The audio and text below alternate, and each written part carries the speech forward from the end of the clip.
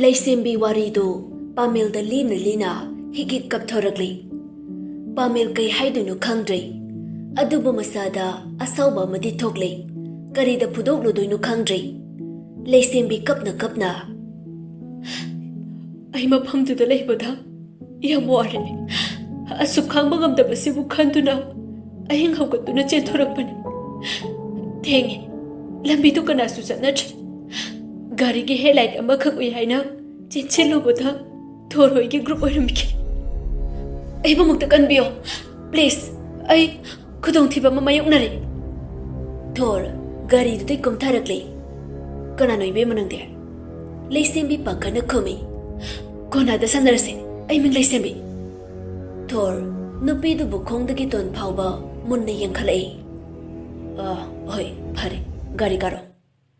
Laisembi angamba upai thiduna nupa duda jangjafam ni jabatari.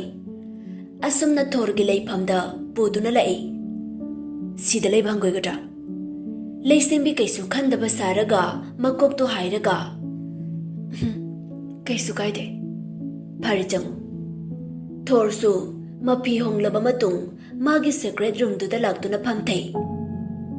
Kadai de nupi ori janone. Masak se yam familiar oiba madi male. Aibu kadai de nu gyan ta trene.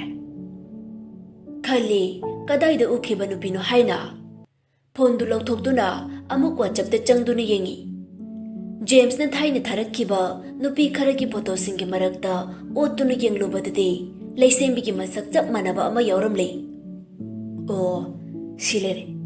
Aina ngasai dagi tiri se sine. Ai ukhreba. Amuk sungak na lairi. James ki makhut dagi nanthokduna chelakpa soidana oirane. Adudi kamdawni. Pamil da hairasira haina khali. Adubu khudaktu di haidri.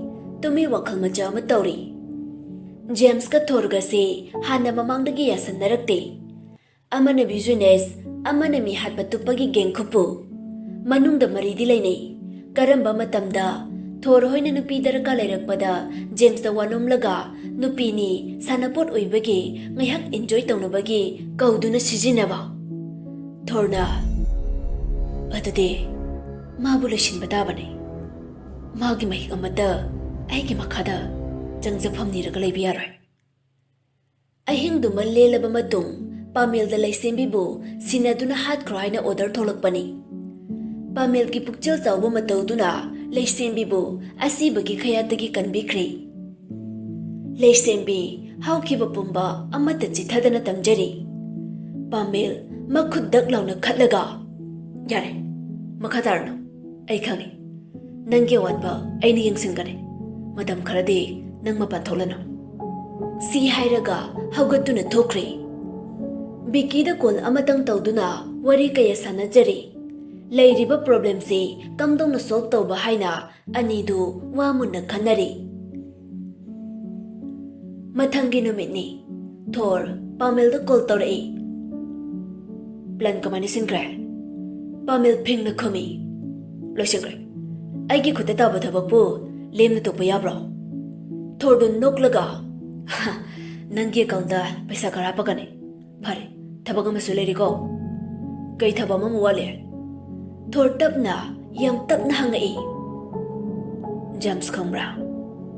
Pamil ngakna. James saibadi. James saibadi agency mani. Magi karba yam chawi. Ai khainoi na uba phangara. Magi matangda chat ama yekthukuna talage. Phare sikak ta khangko. Okay, adude ai thamlage. Pamil makok saba hauri. Laisembi buna loishinkre kumkri. Aduga James ki aronba thabakna khangdri hain haikri. Laisembi losinbadi araibani. Magi laifamda kaidongda lakpa ngamloi Thorna. Nangnai ki mayukta lepabadi. Nangsu aigi khata soidrabani Thor. Ahen bisu khara pharaduna mayungda puthaduna leheli. Henja studio da susatri. Hanadagi hantakna henna chinbadawna sutawri. Ahen bidi nungaita yingduna leiba nattana kari tawruni. Henja koi chin-chinduna thabak pumba hotnajari. Ahen bina tapna. Nahangi angang-dugadi nangbu paw phawnabro? Pamel-du ningbu ningsingludrabani. Amuk nauhawnana magi wakhal amuk khalali. Phawnadi horen phawge chenaba phare haige. Ahenbi nokmi tawraga aigidamuk mateng pangbirai haibaduda sum uningduna tawbani. Lamdi kadaidini haige. Henja tapna makoktu moigi mamangda lairiba yum awangbatuda illaga asidaine sida sum leibadi udi nankai ai chathopada udeba. Ahenbi yam khangningna inak nakna lairasi phaw ai khaisu karisu khangamdrene nauna hongak boirini aduna ikhoina khangdabasu oiramni. Je asi yumsi hanadi kari oiramge mi atopa lairaktabro? Ahenbisu mamittu munna yenglaga khomi. Aisu khangdeda aikhoina gyan tarakpadai asumaina sum lairakladudi aisu thoidokpadi khangde. Mi leitaba imungo ibaduda nongtabu wakhal oisiludi chichedi. Aduni nahan kaidi udeba numittudabu laina chalo tambai khangthengek thengnare thagat wahaibudi thamoi penasu haikidre. Ahenbi manau nupigi makhutu pairaga chechegidi nangna sane nangna sina phani khanbado adum taw. Chechegidi kaisu hairoi mingonda wangang sangang mikau miren phagadabani ko. Henja makoktu nomlaga hoi haibagum lairi. Pamelgi mama atombidu achikpa mafam amada laktuna mi ama ngaibagum tawri. Mafamdu chii thoina khandoklaga thamba mafamsu mali. Kuire pungkhaimuk maya phajilakle ngairaklibadu laktre haibra made. Nakanda lepliba atopa nupa amaduna midam laide hari yoruktribasini. Sana tombi chumjing munni kinglaga ngahak ngaibana phare horen ma hek lakpagane noi khara lapna leigadabani. Nupado haifet respect utlaga phagni midam. Ngaihak leiraba matung James yorakli. Sana tombi ubaga tapna maru lukthana ayuk jarakli midam. Sana tombi James ta munni yenglaba matung tapna nangi thabakti kamdawre makha tabakari plan lai. Plan amagi machit makhaidi marai chai thaba hore tapna di tawkhine fast oina tawba thabakse reject yam lai. Asina ingonda regret am chaba haidore ma'am. Adudi thabak pumba success oina ba tapna nangna tawro. Paisa gi awatpa amadi atopa darka leirakpa pot ingonda hairo aina soidana pigane. Oi noi kana no paisa pa beg tu ko dai no. Nupadu beg tu puraklaga sana tombi talan chili. Madam sida leijare. Sana tombi beg tu bu James ta piraga si paisa lu mai ta pakhalo tapna aina tarakane. Nangi leifamda police laga operation tawi haibagi paw amadi tai aduna kari tawkhra. James kuirak yenglaga nongmutang laklaba moina aigi aranba kaisu khangma ngamloi aigi leifam yami kaisu thiba ngamloi.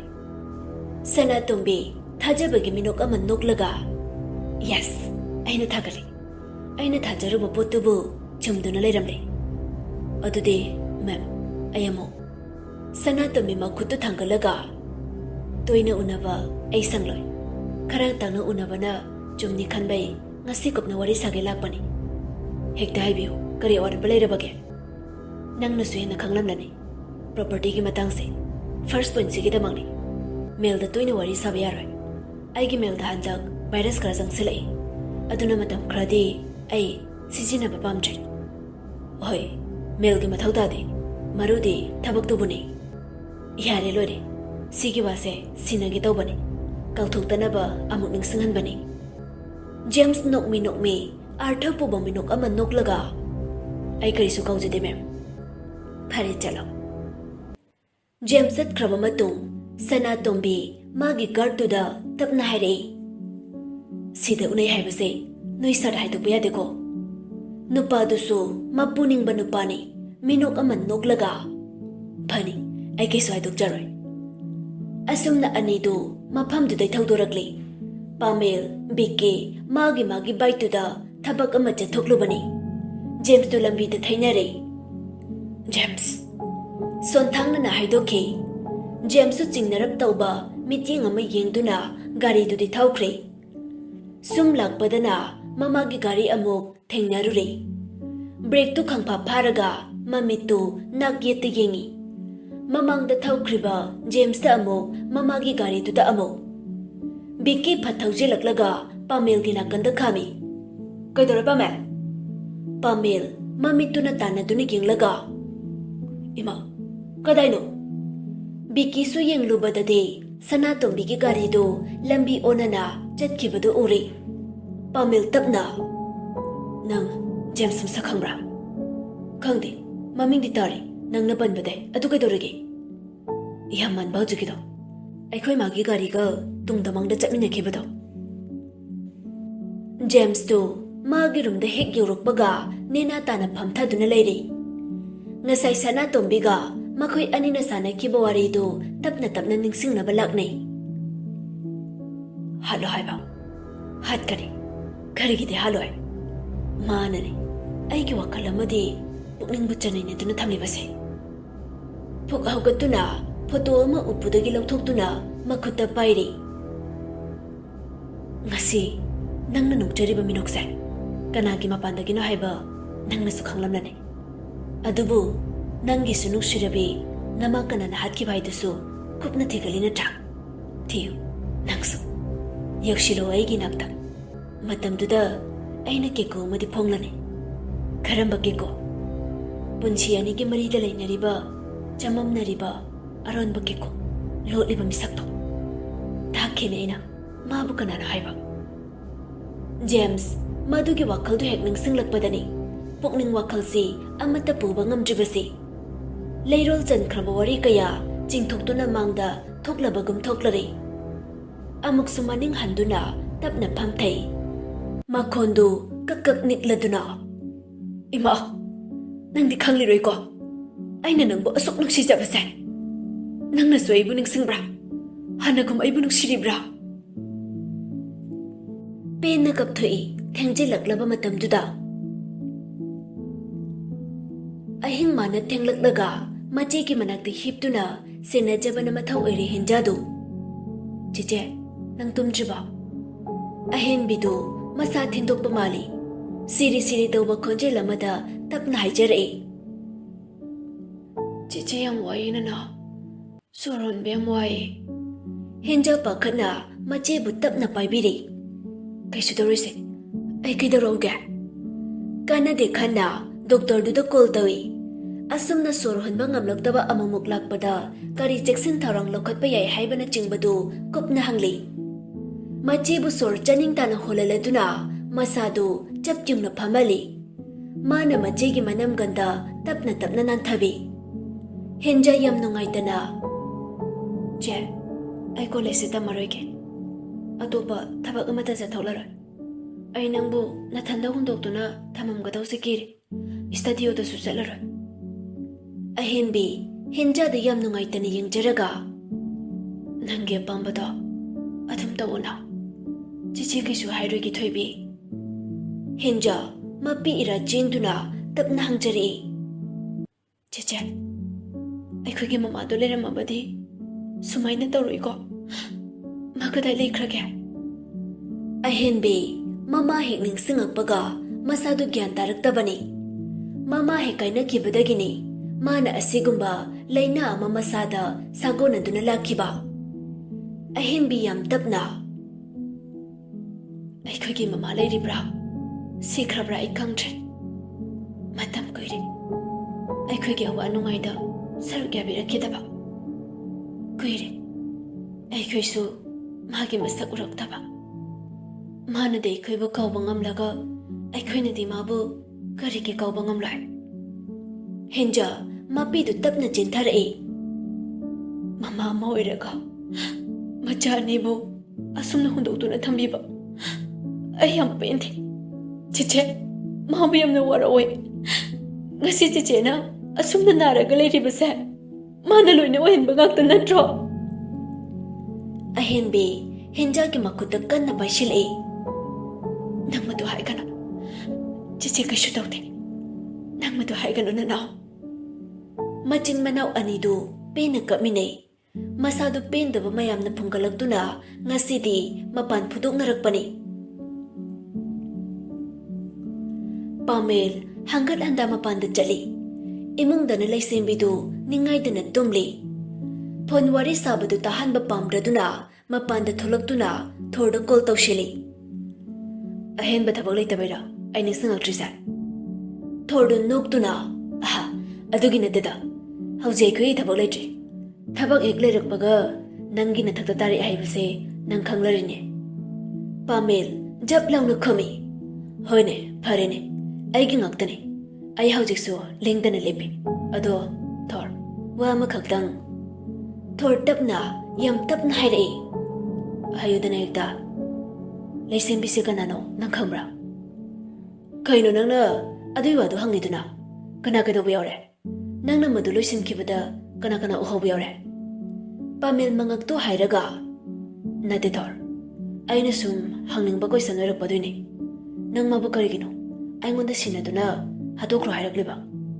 Maraldugidi aina hatkre. Ado wado ai khangningi. Thordu kaisu khandana noktuna hairai. Ai makhoi gumanu pisa kaya totna tinaba ngamde. Aigi khwaidagi naknaba khwaidagi nongmangkha oiba misak amagi minima. Aduna aigi khota koina thamba pamdabagini. Pamel gyan tare. Thorna nongmangkha hairibasi James puni. Pumnamakki wari khanglaba Pamelni. Wadu loisinba yarabani. Haudoknuraba wafamni loisindaba yararoi khanna tapna. Nongmangkha haina nangna pariba misaksi kanano. Thor wakal haifet khanduna lei. Ngihak leiraba matung noktuna amu. Nongmangkha haibasigi artha nang khanglabra. Nongmangkha hairiba misakse akhaba. Aina khwaidagi sauningba potubani. Aduga aigi isa naraklaba matamda mana ibu hidak oiduna kanbikre. Achaubu mating pangbikre. Adubuni aina nongmangkha hairibasi. Maridi yamna leinababi. Aina di hu tarin mukhabami. Pamel amukasu hangjilai. Direct mi maming dupan biyaragadi. Simadi aigi personal oiragi. Pamel matam si thangle. Good night oirise ay ware. Pamel makata rutri. Tapna pundu kaklaba matung chamam na bawakal amana utuna leiri. Maga khwaidagi nagnabami. Aduga amuk nigyagnaba. Kari marino. Makoinigi marakta lainariba marisa. As ay ko ngaure. Thor nanggi saklonse. Mamaidu tapna untharagtuna imong janggi tawbada laisembidu leplaga leirambadu ubada khangprek ek khangi. Laisembe nang tumjuba sida tholade kai leire. Dadabu ngasaidagi manung jangaktana koi chachalaga leibada ai kaidorajano khanduna hangbalakpane. Pamel kaisu thawa sadana aidi tumba yadabagi sumchatpane swaidang jelangbane changocho sida koina leirana. Laisembi mamai leiraktuna magi kada jangkhre. Hangpham thokpadi hangbire. Adubu kari karino khomabanina e jangkhragi ko. Nang sududu lei jawra. Mathanta mathamoida khanduna imong janglaklei. Pamel masadu sur asangba mo hontoklaga. As taram tarni. Mihulga di ayole ay jangobana parani.